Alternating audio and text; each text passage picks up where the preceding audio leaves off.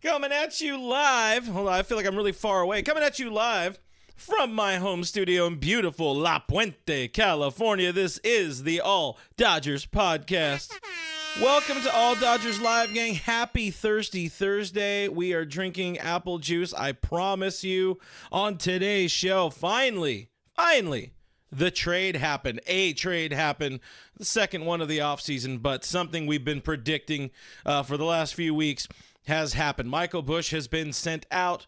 Yency Almonte was also traded. Two prospects, shockingly, surprisingly, come in and join the Dodgers. Plus, just minutes before I hit that live button, we got maybe news, maybe something, maybe former American League Rookie of the Year Kyle Lewis has joined the Dodgers. We'll talk about that.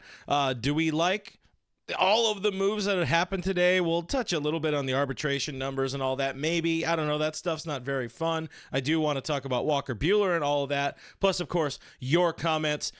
Just me today, so I'll have time to get to as many comments as possible on the show. For folks who don't know, I am Clint Pasillas. Find me as Real FRG on the social medias, the Twitter, the Instagram, and here on YouTube. Please subscribe to this YouTube channel. We're closing in on 4,000, which is really cool. Just a couple days ago, hit 1 month of doing this, 1 month strong of doing this, and you guys have been so goddamn supportive, and I love you for it. I love you guys big time with all of my things. And don't worry, I have not been drinking yet.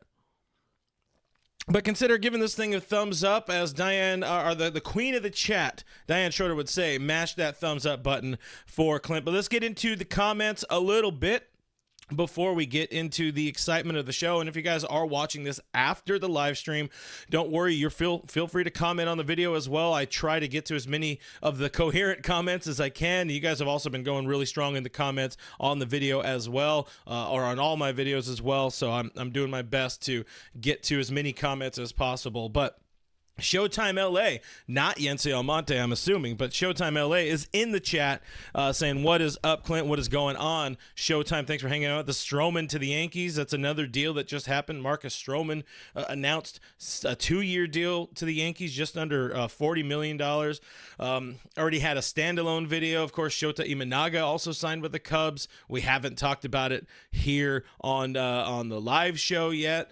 Not really surprising he didn't sign with the Dodgers. If you want more on that, check out the video that I did a couple days ago. The link will be in the description. More comments. Noah Ortega in the chat. What's going on, Noah? Says, yo, Clint, hope you're having a great week so far. I am having a fantastic week. Thank you, Noah, and I hope you guys are having a fantastic week as well. Hey, whenever the Dodgers are doing moves, swinging moves, it's a good time to be a Dodger fan. It's a good time to have some sort of little platform here with you guys. Let's see, DKM, great trade, but who is this Jackson guy? We'll get into the moves. We'll get into what has happened so far. Kind of also go back on some of the moves, some of the little minor league additions or prospect additions this team has made, if and when it makes sense. But if there's one thing I've learned about this team is trust Andrew Friedman, trust this front office. They know how to find the right guys. They know how to pick the right guys. And you know what? I'll talk more about it in a little bit. But Ferris, the kid you're referencing, Jackson Ferris, the left-handed pitcher, very young. He's got good stuff, one would presume. Left-handed, which is really nice. I think the knock on him is control, but in LA, they will find a way to fix that. We will talk more about that in a little bit. BC says that means we got to get Burns, Snell, or Hader. Snell, I do not see. Burns would be really fun, but more thoughts on that again, or I'll probably say it again a little bit later. With the Burns thing, I would imagine that if a trade was going to happen, a big trade, a blockbuster trade, a game changer, Michael Busch probably would have been involved in that trade. My assumption, my gut tells me that this team has been trying to trade Michael Busch most of this offseason, especially going really kicking it into fifth gear, or I guess downshift into second, whatever makes you go faster, whichever way you like to look at driving or your car or what have you, mumbling, stuttering, yada, yada. They wanted to trade Busch. They knew there was no path to playing time, and now is the time to trade him. And you know what? They gave him an opportunity, and they restocked the farm system the way they needed to. Living Doorway in the chat on YouTube. Cheers, Living Doorway. My doorway is closed, so I don't know if that means it's not living. Saying, FRG, you the man. I thank you, Living Doorway. 275 Vet is in the stream saying, the real Fry. Yes, I am the real Fry for sure. Mr. John Rod, the prospects will be good down the line for sure. Diane is in there saying, hello, DN. It's not DN. Wrong one. This is Clint Nation. And, of course, we are here on a Thirsty Thursday. Hope you guys got a drink. Hope you guys are having fun. Tony Gonsolin's in the chat saying, meow. I don't think that's the real one. Jenny Vega in the chat saying, Clint. Yes. Yes. Some people, I did find out how to make some moderators. I added, I think, like 2. I think I'm definitely going to add more. I just didn't have time to get to more people. But, kick out the people you don't like. I trust you. But also don't kick people out. We're open to all, trying to get open to as many opinions as possible. Mikey Kim says Clint needs more bobbleheads.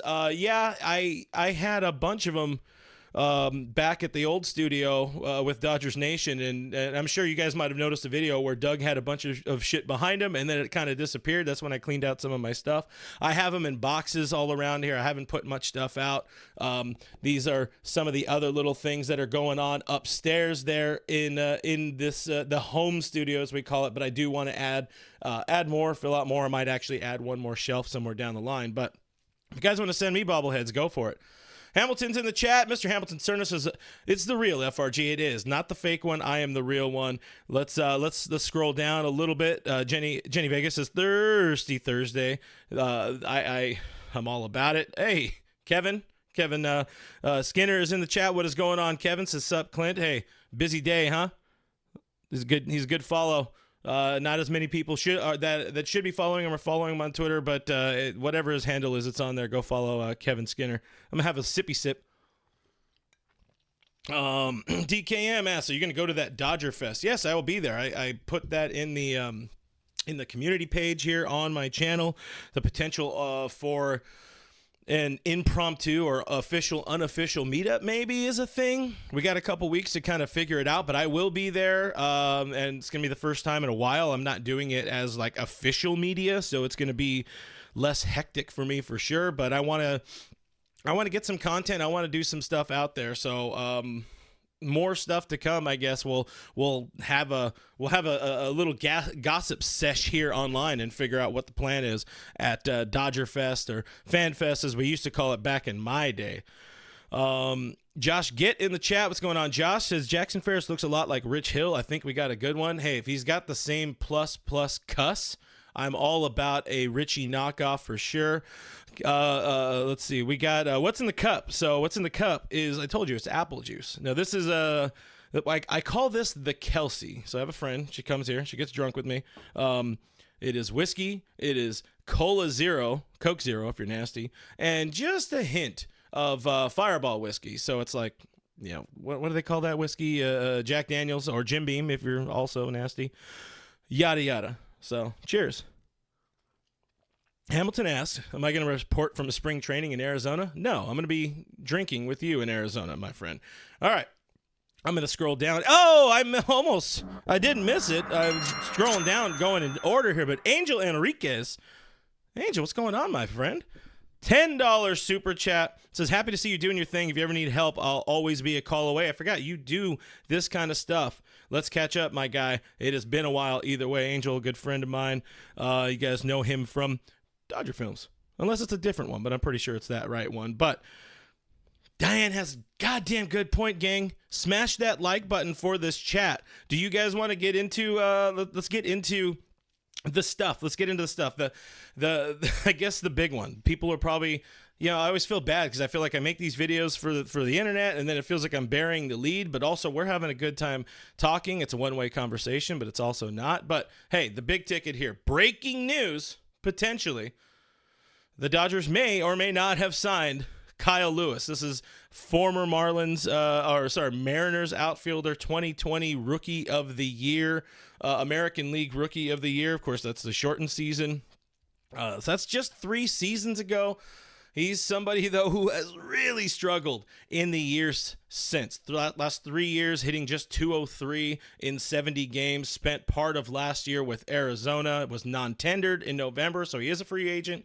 I got the clip here, or the little part of a still that was going around online. So Kyle Lewis posts himself on his Instagram story wearing the Dodgers hat. What do you guys think about this? What are the thoughts? This is another one of those fringe signings to me that the Dodgers do so damn well, adding talent on the fringes. At this point of the offseason, if we go back a year, very reminiscent to the Dodgers' addition of Bradley Zimmer, Steven Duggar, a couple of guys who were up to no good, started making trouble in my neighborhood, but also had some good major league success under their belt in the past. Did not see the light of day in LA, but that's a good thing. That is a good thing. But somebody like this guy is really good insurance because he has shown some pop. He's a center fielder. If things go awry for James Outman or something like that, somebody gets hurt, he's potentially a phone call away if he does end up at Oklahoma City. So they're as of the time I put together my notes of things. I had not seen if anybody else had actually reported on it. I don't know if it's, the truth or if this is just a dude who bought himself a Dodger hat and decided to, pull a Kike Hernandez and just play with people. And that means if you're wearing the hat, that means you just sign with the team. It seems highly unlikely that he would just be randomly wearing a Dodger hat because he's somebody from Snellville, Georgia. And usually if you're living in Georgia, you're a fan of the Braves and only the Braves. You're probably not going to end up being a Giants fan or a Dodgers fan. Ooh, that's rough. But, who knows? We'll find out more. But, at the bare minimum, as Sarah Morris says in the chat right here, by the way, I saw in the chat earlier, Sarah's going to school. Sarah's going back to college. It's never too late to get back to college, guys. Do what you can to better your life at any point in time. But Sarah says, it's a minor league signing, and he's going to be really good insurance. But, yeah, congrats, Sarah. That's awesome. Very, very happy for you. And, what? Kudos, But, yeah, let's get into some thoughts on this guy. I don't know. I don't know. Nobody knows, I guess, quite yet if it is real. But, why would it not be real? Why would it, who posts the hat? Who posts themselves in a hat? Diane asks, who else is moderating? I forget. I did too, and that was a while ago. And by a while ago, I mean 2 days ago. So it's you and a mystery guest. It might be IB Stroking. I'm not 100% sure. DJ Jesse is in the chat. Says, what is up, Clint? Good job, bro. Thank you, DJ Jesse. Appreciate the support over the years. King Yellowman says, yesterday was Whiskey Wednesday. All days are Whiskey Wednesday. They just have different days. Yeah. Also, importantly, I'm going to hit that gong right now, guys, because I see a super chat from Jay, $4.99 open roster spot for Kirsch. Oh, that's a very good point. That is a very good point, Jay. Kevin said, love you, Clint. Love you too, my guy. Well, I want to talk to you soon, by the way. We'll do some stuff. We'll do some stuff when it comes to baseball. Oh, my friend Danny, Dodger fan, page 88. When are they issuing tickets for Dodgers Fest? I think it's just open to season ticket holders right now. I was going to do a whole video about just things people probably want to know or need to know about FanFest at some point, maybe dropping this weekend or next week. But I'm not 100% sure as to now when the tickets are going to drop. I think it should be free, but you should need to have a ticket like they did last year. It should be all throughout the new Centerfield Plaza and going all around. But as for tickets, I think it is just season ticket holders at the moment.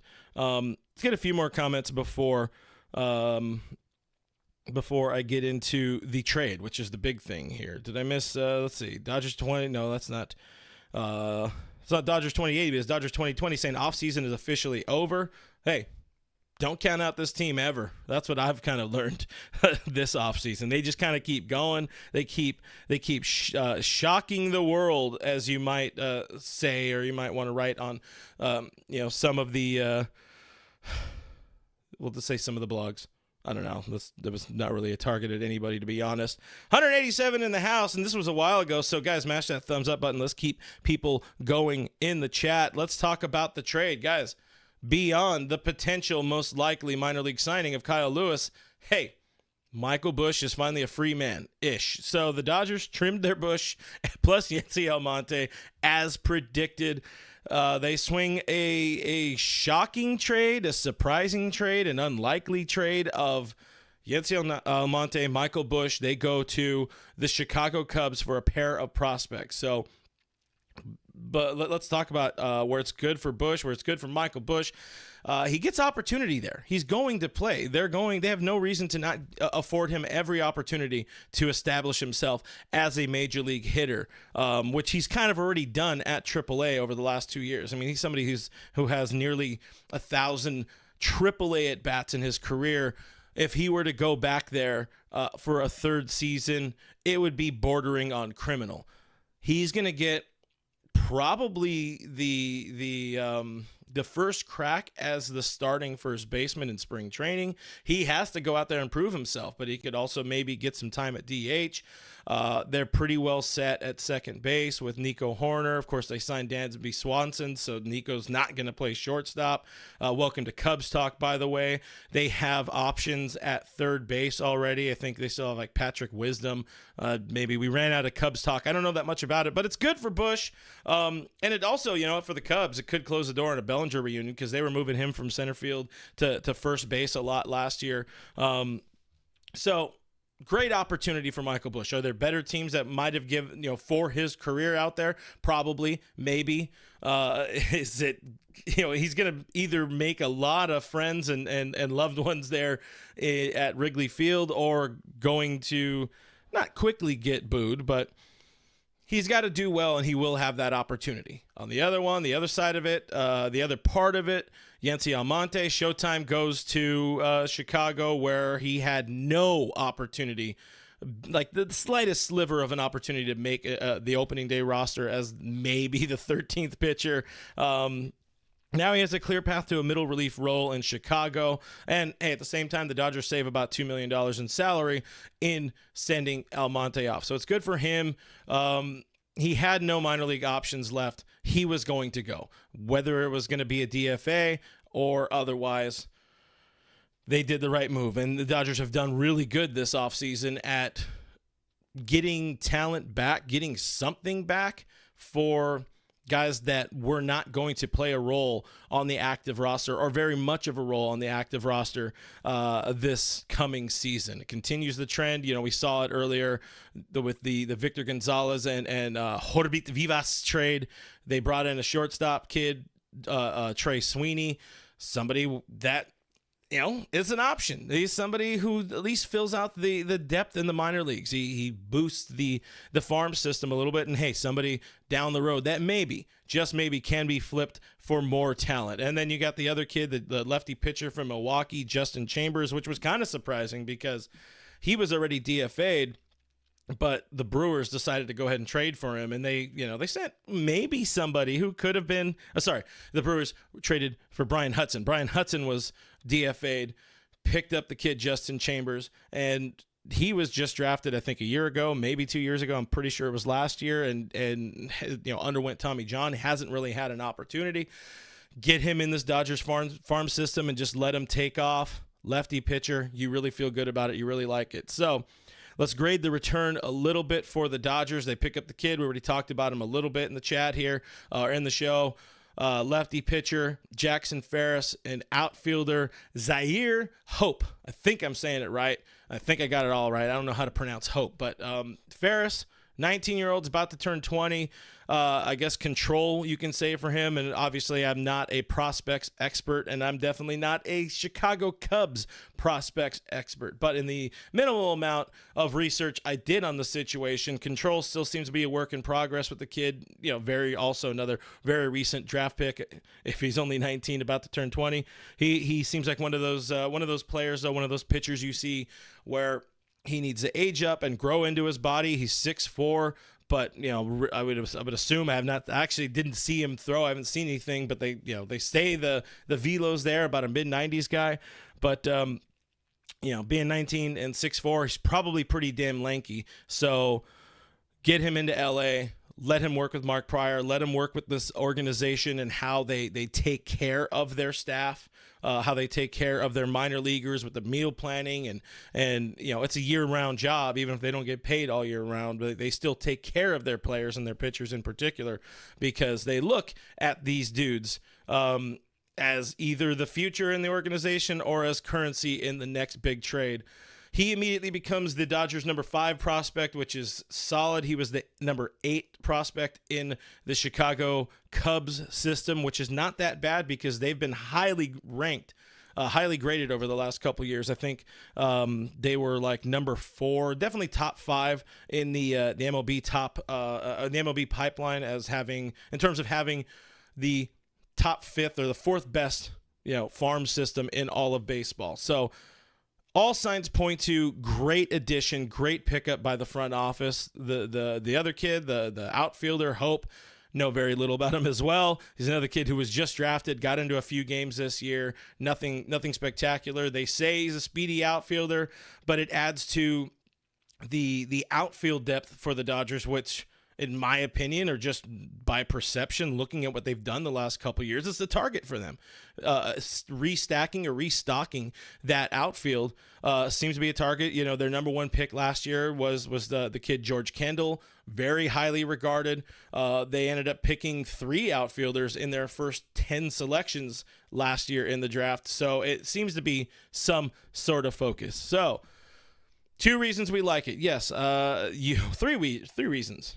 Or whatever, a handful of reasons. Yency gets to play. Michael Busch gets to play. You restock your minor league system with some more guys, and you just keep reprinting, fresh currency to trade and what have you. But it also clears 2 spots on the 40-man roster for the Dodgers, which, as we've said the last couple weeks, is been a pretty massive problem for this team. And one of those for sure is going to Teoscar any minute, any day, within the week at the most.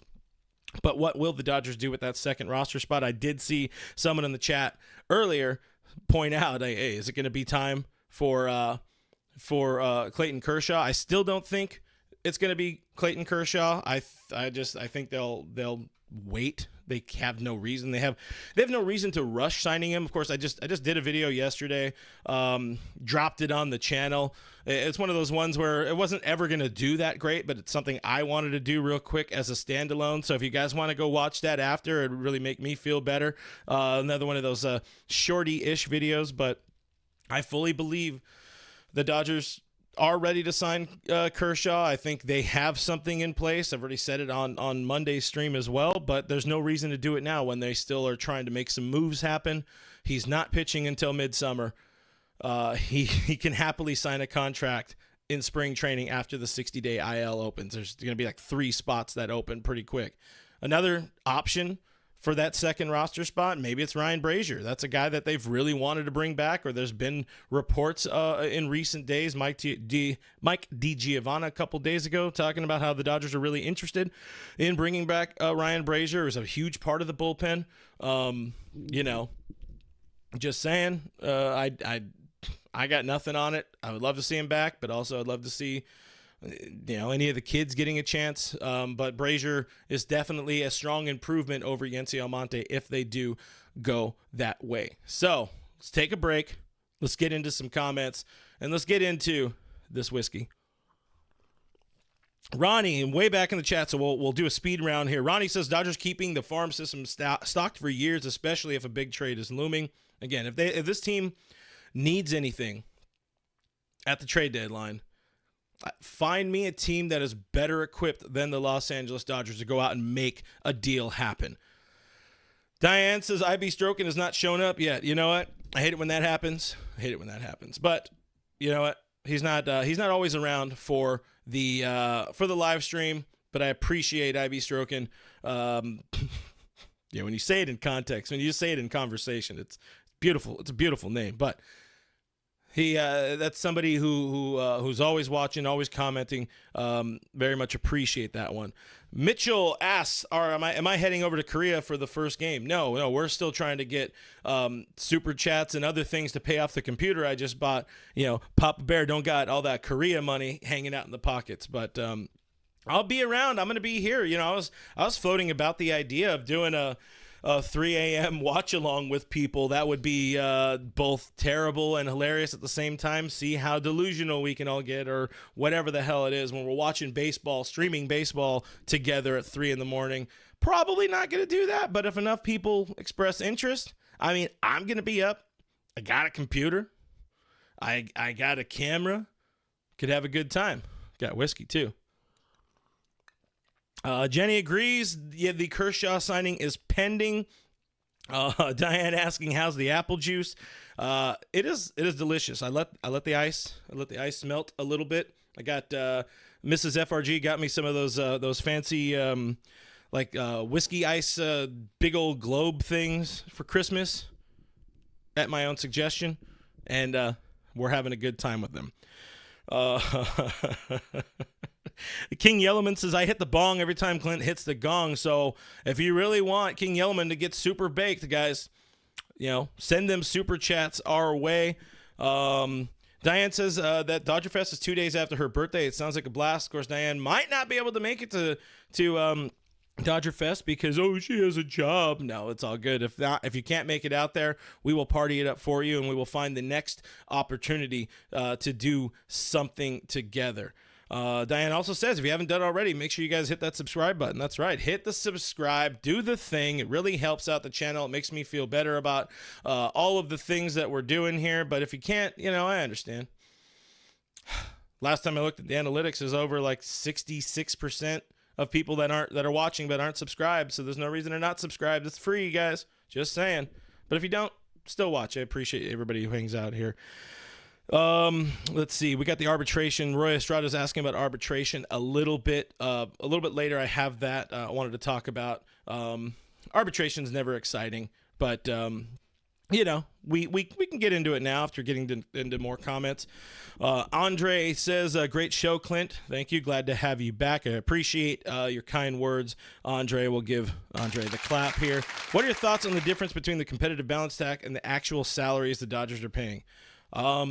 Honestly, I have really no thoughts about it. It caught me with my pants around the ankles with that kind of stuff. The numbers, when you start looking at payroll and salary, it's like math to me, and I just go, duh. I don't get it. I don't get it enough. I don't know. I've not taken the time to actually be like, okay, why does the CBT number, or why does the tax number count this way when this person's getting paid this much, and whatever. It doesn't make a lot of sense. I'm just happy that the Dodgers are putting it all out there. They're going all in. They don't care about what their tax is going to be next year, what their penalty is going to be. They are going to exceed that Stephen Cohen the highest tax threshold, and they're all about it. So the actual salaries and all the deferrals, hey man, that's a problem for future us. It's a problem for the future Dodgers. That's all I'll say. But I appreciate the comment, Andre. Sorry I couldn't give you a better, more well-thought-out answer. But there's a lot of people here on the internet, on this YouTube platform, that get it better than me, including my friend Tim Rogers, SD Dodger Tim. Give him a follow here on the internet, and he could definitely potentially help you out with some of that. Jenny says that I called it with Almonte. It was the most likely one to be traded or cut. Thank you, Jenny. Thank you for what's the word I'm looking for? I don't know. I got it, but I guess I'll say thank you. Jim Horacek. I forget how to say your name, but I appreciate you. I think you're, if I remember correctly, you're out in Montana, or you're definitely out somewhere. Jim says, "At first I thought they didn't get enough in return for Michael Busch, but you're right. They probably tried, and this was the best they can do." Yeah, I said this on my Twitter. And I said it much earlier in the show. I really do strongly feel the Dodgers were doing everything they could over the last few weeks to trade Michael Busch and get a bigger deal. Probably, if you're looking at, some of the bigger names that we've heard, Dylan Cease, Corbin Burns, whatever. They probably tried to go in on those, but those guys weren't biting on just Michael Busch because admittedly, Michael Busch is far from the perfect prospect. He's far from the perfect player. If he was good or if he was exceptional, he would be playing. He would have had you find a way. They find a way to get you into the lineup when you have everything down. But he was far from being the perfect major league ready talent.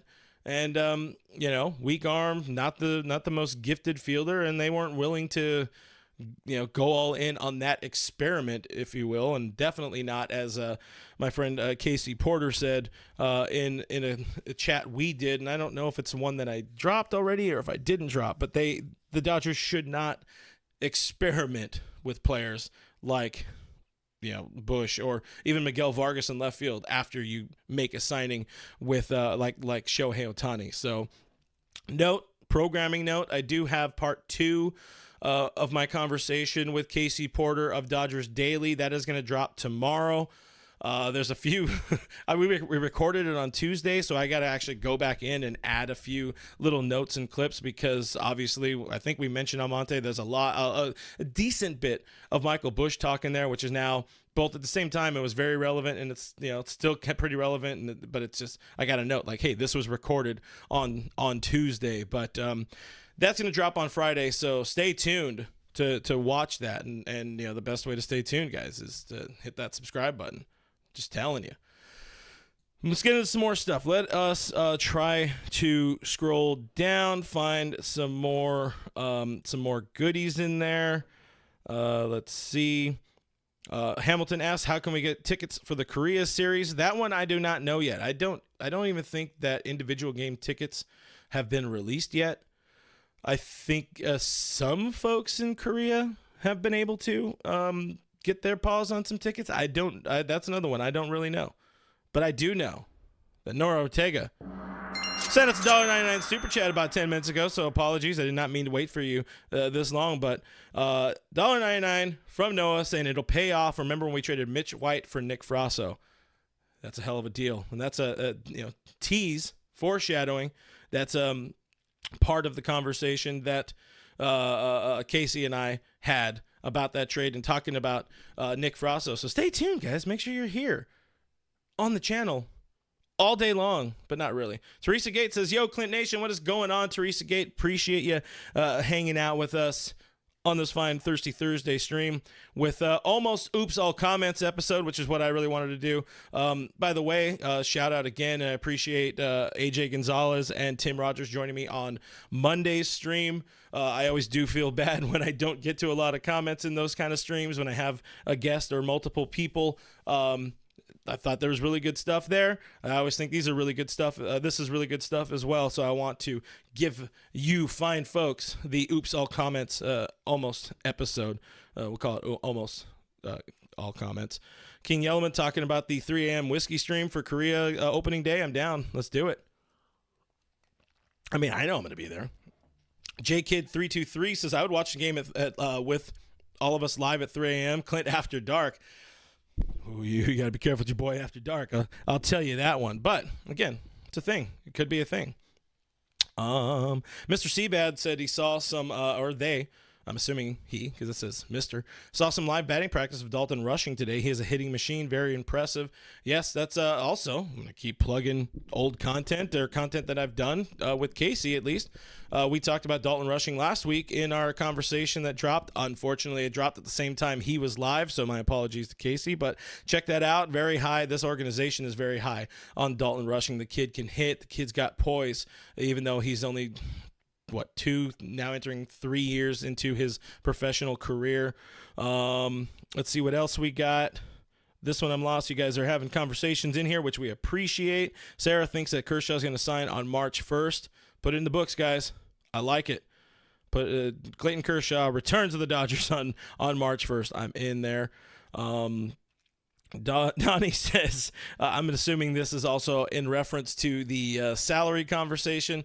Says, always resort to the Pythagorean theorem. I nailed it. Man, that was really terrible. I'm going to blame it on the booze. Blame it on the I don't want to get demonetized. I better not finish that one, guys. Diane says we need to get more subs. When do we get to 10K? Or when we get to 10K, it's really going to take off. I mean, I'm hoping to get to 5 before the season. That would be phenomenal. Once we get to 5, I don't know. That's about it. That's all I got to say. It's like I'd be super excited for 5, and then we'll keep going. Jenny says the road to 10,000 subscribers. That would be awesome. You guys are awesome either way. Thumbs up. And, I guess I should push this button again, huh? Because I think every time I keep talking about it, I'm being really pluggy today, aren't I, guys? My bad. Let's get a couple more in here. Hamilton says for every 20 subscribers, Clint will chug his apple juice. Oh, look at that. I like this plan. Mr. John Rod asks, is Jim Beam a sponsor? Not anymore. Not with me. They were before in the old show. Not anymore. So I think we can call Kirkland a sponsor, even though I have to still go pay for it. But Mr. Seabad says Clint needs a booze sponsor. This guy works for Schlitz. Look, I'll take it all. Yeah, I was either going to do a beer or do a whiskey today, and it felt like a whiskey Thursday. Okay, let's get back into some of the stuff that I wanted to talk about as well. So the team has made its move. The team has finally traded away Michael Busch, perhaps its biggest trade chip. So could a bigger trade still be in the works? The question, of course, what is the next play for LA? They talk about still wanting more starting pitching. There's been a mention of they would like maybe to add a closer, maybe to add a shortstop. I don't think they add a shortstop. I think they're all in on Lux. And if Lux doesn't work out or something happens, Miguel Rojas is there as a blanket, as a safety net there. To me, and I already kind of alluded to it. If this team was going to go out and get Dylan Cease, if this team was going to go out and do an Emmanuel Clase, Shane Bieber deal, if this team was going to somehow get Corbin Burns, Michael Busch would have been a headliner in that deal. When it comes to trades, big trades, like monumental blockbuster trades, I don't think the Dodgers have a blockbuster night in them before the start of spring training. I don't. Maybe there's going to be some, lower end, what am I looking for? Lower end minor league free agent signings or a Tyler Anderson type of deal that comes between now and then.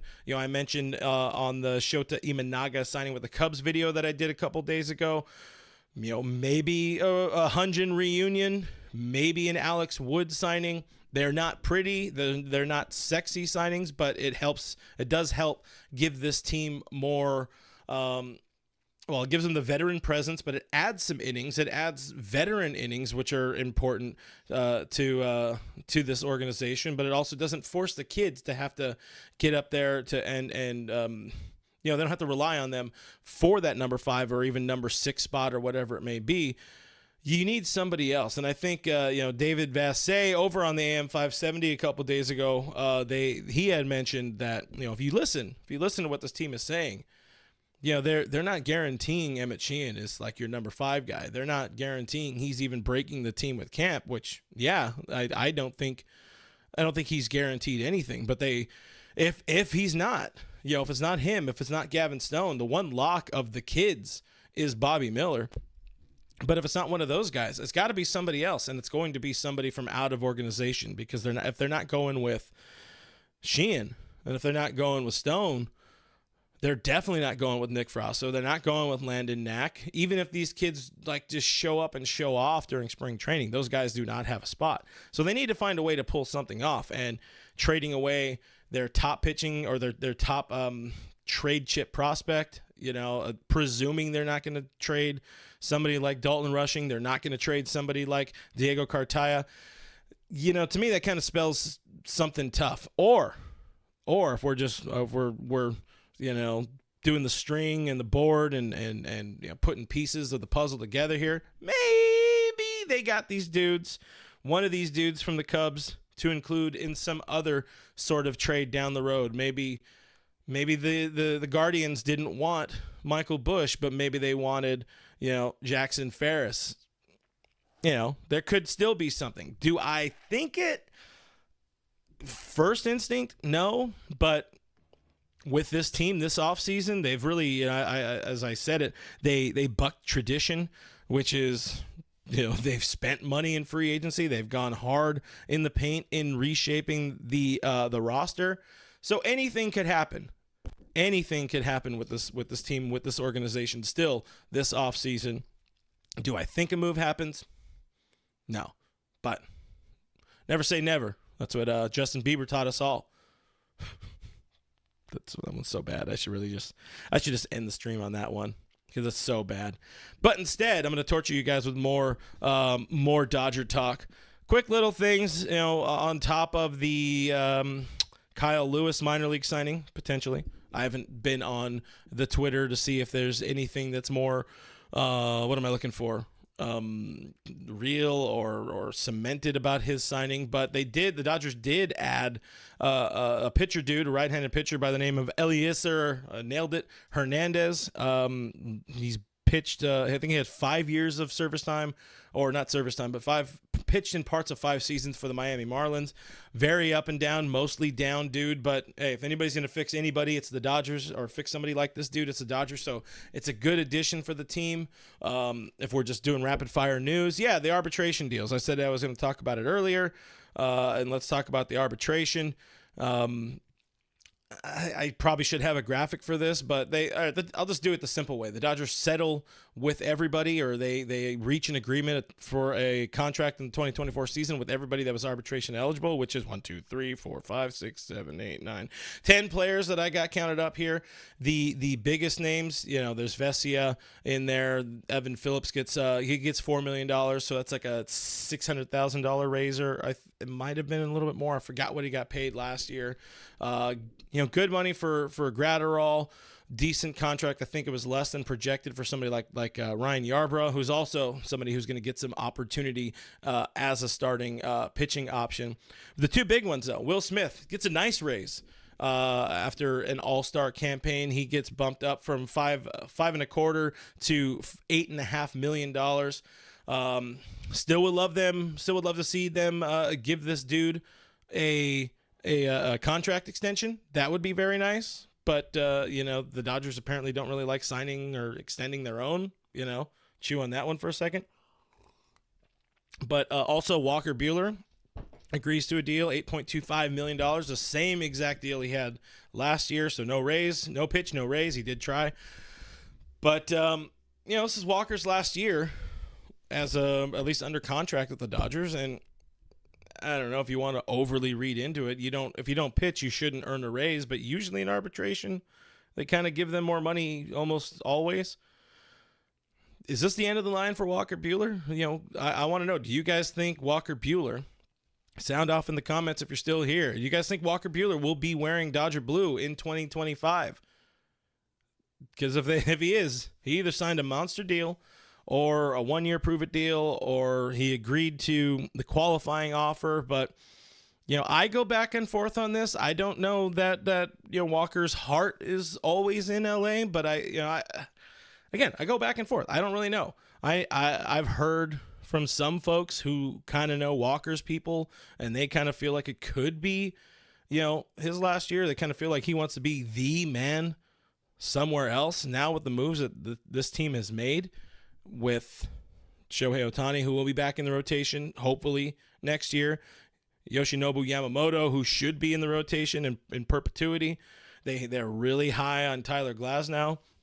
I don't know that Walker wants to feel like a fourth. So if he wants to be the man elsewhere, or if he wants to be the man, it's not going to happen here. Or at least it's not going to be perceived here. So I wonder if that's a thing. My gut does say, and I've said it before, in the minimal amount of times I've been around Walker and kind of, not really talk to him, because you don't really talk to Walker Buehler, but you have offhanded conversations, or you really just watch him interact with the team. When I've been in the clubhouse, when I've been at Camelback Ranch, he likes his dudes, but he's also somebody who, he does kind of do his own thing. And my gut says that he likes it in LA and likes the system here. He knows it. He knows the front office. He knows what the organization is all about. But if he wants to be the man, again, it could be elsewhere. So I want to know what you guys say. I hope you guys have sounded off in the comments here. Let's go. I'm gonna scroll down. Josh Gitt says, I think Walker is gone. That ship sailed when Yamamoto signed. Look at that. Sharing the same idea. Hope I'm wrong, but they usually let their own guys go. And that's been been frustrating to see. The only guy that's been one of their own guys that they haven't let go, and that's Clayton Kershaw. But that wasn't necessarily the Friedman regime. That was a Ned Colletti move, the big contract extension, or the big, re-signing back in the day, the 7-year, $17 million. Diane thinks Walker will sign an extension. I really hope. Kevin says, I don't think there's any way Buehler comes back next year. May, Gonsolin, Woodruff all coming back in 2025. My heart hurts. Of course, Woodruff is not a Dodger, but unless I really missed something. But May and Gonsolin will both be back from Tommy John surgery. May is a little bit further along than Tony, but he's also coming off his second consecutive Tommy John surgery in back-to-back years or back-to-back seasons. So jury's out on what he is. I think his future is going to end up being in the bullpen rather than starting. But there's a lot of dudes. There's a lot of options for that next the next handful of years in the starting rotation. I mean, next year will be Tony Gonsolin's last year in LA, and that's pretty much for sure. We're not talking about Clayton Kershaw at any point or in any way through this, but if he pitches well, you would assume he would want to come back and pitch at least one more year. But if the Dodgers win, he retires, and if he comes back to the Dodgers and they win, he retires. That's what I think. But if he's feeling good and he's feeling froggy and he wants to try to get to some of those counting numbers, the big round numbers that he's trying to get to, 3,000 strikeouts and all that, he's probably got 1, maybe 2 more years in the tank. However many of those with the Dodgers, I don't know. But if there's not enough room in the rotation for him, then it's another one. Might be what Josh is saying here, where there's not enough room when they sign Yamamoto, and they sign Shohei, you start to kind of see the writing on the wall because there's not enough room in the rotation. Of course, they are going to go to a 6-man rotation at some point. Matty Man 5 Dodge, what's going on, Matty Man? Says Buehler will walk. He'll get a bigger bag somewhere else. 100%. Dan Inspiration and Sarah Morris both believe that Buehler will walk as well. Another Matthew says, I really want to keep Buehler, but I think he's gone. Walker would be fun. This is one of those kind of turning points in a player and a team's legacy. There was a point in time where there was a reality. Clayton Kershaw could have been gone from LA before he even had some of his best years. Thankfully he signed that monster deal to stay here, but if Walker stays, he could be somebody that's borderline lifer in LA. But there's the writing on the wall seems like maybe that's a hard ask, or it's a tough ask. Mex Indy on YouTube, appreciate you hanging out. Also, everybody went really hard in the paint with this on Twitter, where it lost all meaning for a second, but I like it here, back in the chat, saying the Ferris Bueller rotation. You wait it out. You could have Jackson Ferris and Walker Buehler in the rotation going back to back. More likely they're facing each other one day, but I think that would be something that is pretty fun. JKid323 says, I heard Walker is frustrated with Dave Roberts. I know nothing about that. I wouldn't be able to speak on it, but if somebody's frustrated with Dave Roberts, that's a real shock to me, because Dave is one of the more likable dudes in the game, and he has a really strong command of that clubhouse at Dodger Stadium. 275 Vet would love to see Walker stay, but he doubts that he will stay. So it seems to be pretty biased towards Buehler leaving here in the chat. Hepatitis See You Later says he might take the qualifying offer. That's the only way he comes back. But if he takes the qualifying offer, that probably means he did not have a very good season, and maybe the Dodgers don't extend them, or he's hurt again, and then it becomes a whole thing. And then do you even want him back if he's injury prone? So it's a good point, though, from our friend Hepatitis See You Later. See You Later. Still one of my favorite chats or names here on the YouTube. John Rod 77 said Walker can be the man with the Angels. Oh, don't. I wish that upon nobody. I wish being an Angel upon nobody. Jenny Vega loves my gut feelings. Thank you, Jenny. Makes me feel all warm and tingly. That or the fireball. I don't know. Mex Indy says don't suck. I agree. That's all I got. Diane says everybody is replaceable. Tell me about it. What the hell? Oh, okay. I'm going to leave that one right there.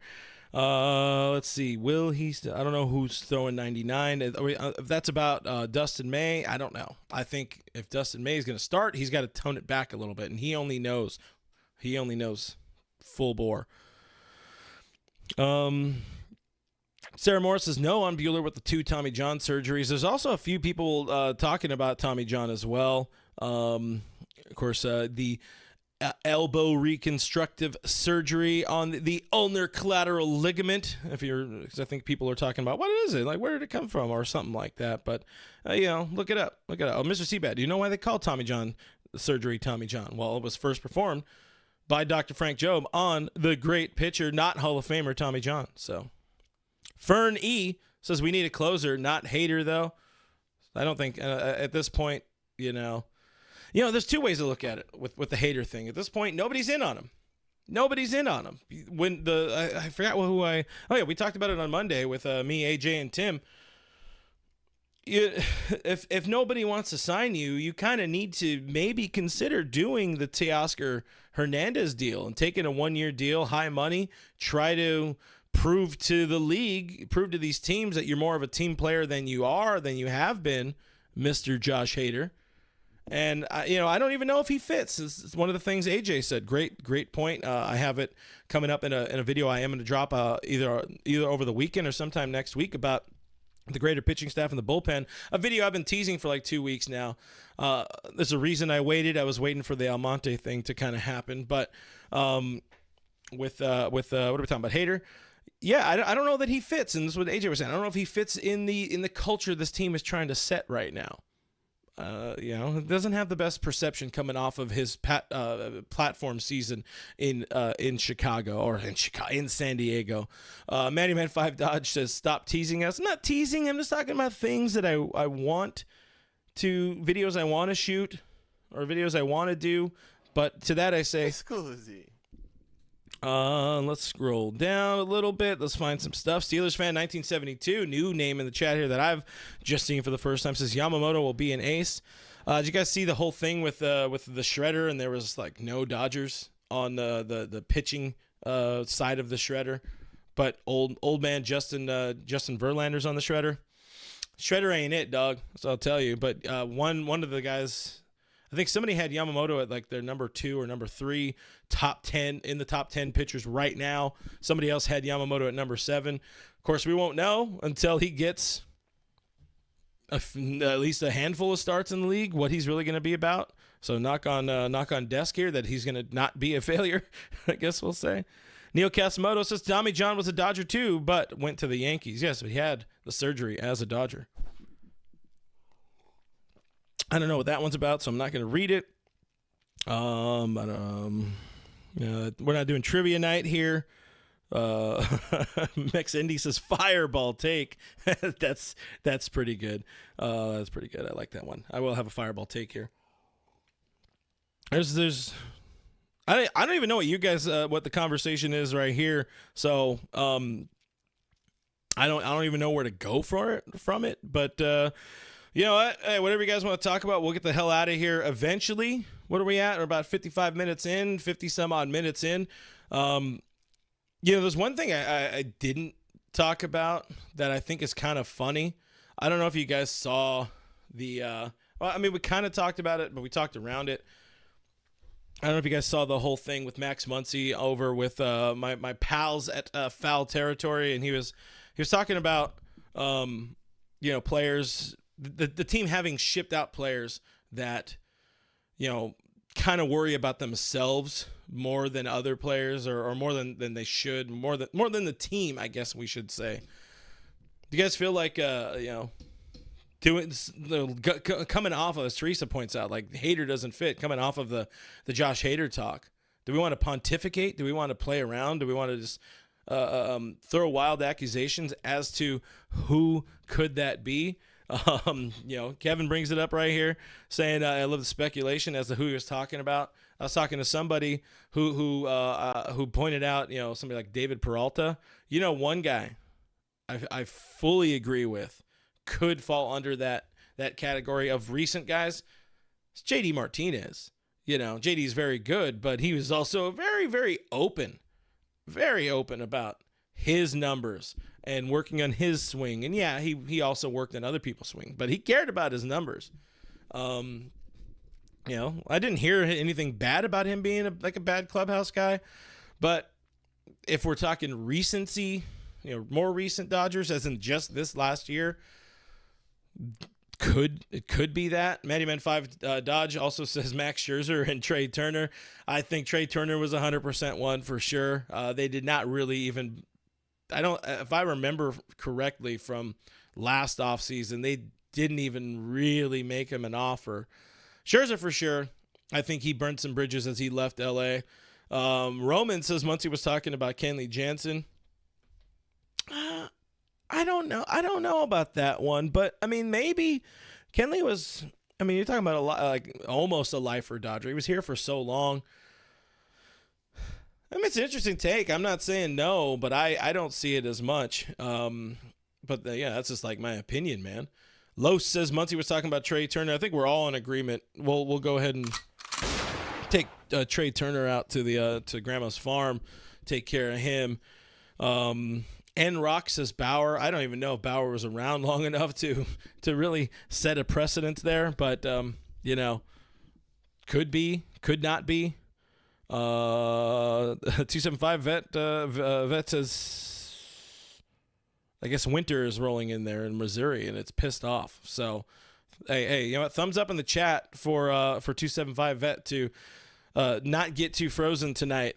Out there in Missouri. Of course, here in beautiful La Puente, California.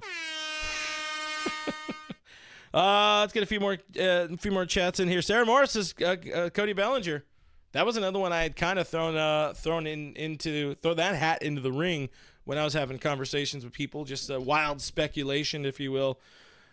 You know, Cody was very worried about his numbers. I don't know how much. Corey Seager's another guy. Very much worried about his numbers. He would come back. You know, there's a reason they kind of banned the what am I looking for? The iPads being in the dugout. It's like, hey, watch the game. Don't worry about your swing. Watch the game. So that's one there. Rebecca Romero in the chat. What's going on, Rebecca? Says Manny Machado, no effort. Hey, you know what? He's not here to be Johnny Hustle or anything, Rebecca. All right? Just saying. Manny Man 5 Dodge. Good point. Says Kenley almost died. Dowdy was talking about him. Of course, Kenley suffered through a number of heart situations for this team. Kevin says Belly was bad. That's why he was shipped out. Bill. That's more about him, less about you. Also kind of surprising, man. We have not seen very much market at all for Cody Bellinger. What is going on with Scott Boras and his clients this offseason? Just saying. We'll finish this drink and then we'll get out of here, guys. I got about 2, 3, 8 more sips. Thumbs up in the chat for Thirsty Thursday stream, guys. I appreciate hanging out with you all the time. Somebody said, hi, D-Mac. I don't know if D-Mac is in the chat. I didn't see it, but if he is, what's going on, my guy? How you doing? Heaven's Royalty says, nah, that thing about Seager and the iPad is dumb. JD is always looking at it because it helps. Yeah, I mean, there's different walks of life about it. I don't think, I mean, with Seager, he came up on it. You know, that iPad was basically there with him throughout his career as a Dodger. I agree. It's probably less about that. I've seen some people throw out Justin Turner in that wild speculation thing that Muncie was talking about. I don't see JT either. That was like a dude. That was a leader. That was a daddy in this clubhouse, in that clubhouse. You know, Seager is one name, but and JD is one name, but definitely Trey Turner. I think we can all agree on there. Roman wants me to make a video about the all-time starting 9 non-roster invites. I love that idea, and I just might have to do it. I just might be typing it out right now. Nobody steal it from me. Oh, that's the wrong button. That is definitely the wrong button. So do that, guys. 9 NRIs. Boom. That's all I got to do. So I have it where I push buttons and then it does things. But a couple more and then we'll get the hell out of here. Here's one more sip. Diane says Scott Boras is asking too much from Bellinger. If he's trying to get $200 million, over $200 million, that ain't it. That ain't it. Hector X says, cheers, Clint. Cheers. Ari says there is no D-Mac in the chat. No, D-Mac is busy. Plus, it's a Lakers night, so Appreciate you guys hanging out with Clint Nation here as Carnivorous Lunar Activity almost said and then back and fixed, which I appreciate. We appreciate people fixing their grammar or their misspellings. No, love Carnivorous Lunar Activity. But yeah, appreciate you guys hanging out with Clint Nation on a Thirsty Thursday. We'll get the hell out of there, guys. We're getting close to 200 likes according to the chat. So mash that thumbs up button while you're on the way out. All that stuff really helps out the chat. I hope you guys enjoyed just kind of a hangout along with some news, a whole bunch of news. This is a busy stream.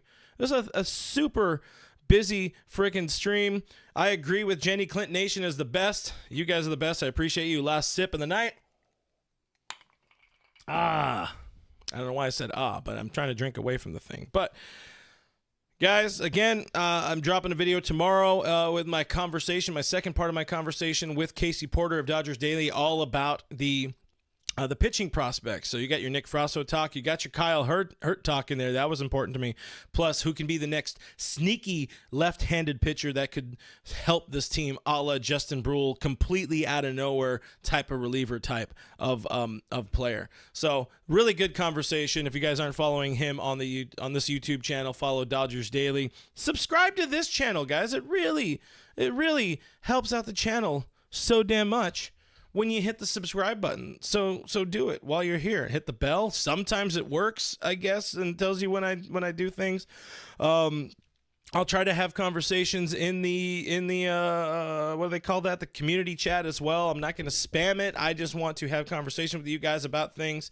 If we are going to do the meetup at FanFest and all that kind of stuff, but I appreciate the comments. I'm trying not to hit the desk like that. It shakes you guys around, but I appreciate the comments. I appreciate the support. I appreciate the super chats so damn very much. If you don't know me, am Clint Pasillas. Find me as Real FRG on the social media platforms. All the links are in the description. Like this video on the way out. Tell your grandma about this video on the way out, and I will see you on the next one. Bye.